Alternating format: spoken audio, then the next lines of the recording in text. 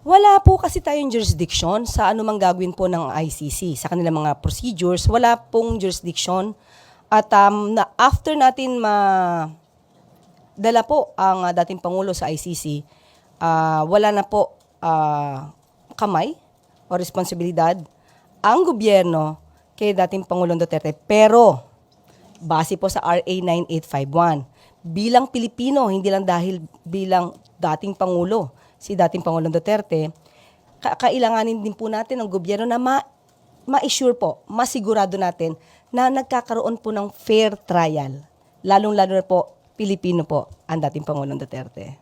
Okay, pero lahat po ng mga gastusin, like for example, for legal counsel and all, private capacity na po yun ni former president. Sa kanya dapat manggaling yun. Opo, kahit nga po sa mga complainants, hindi rin po yan talaga sagot ng gobyerno dahil may kanya-kanya po silang mga abogado at sabi nga po natin, wala po tayong responsibilidad or wala tayong hand over the ICC proceedings.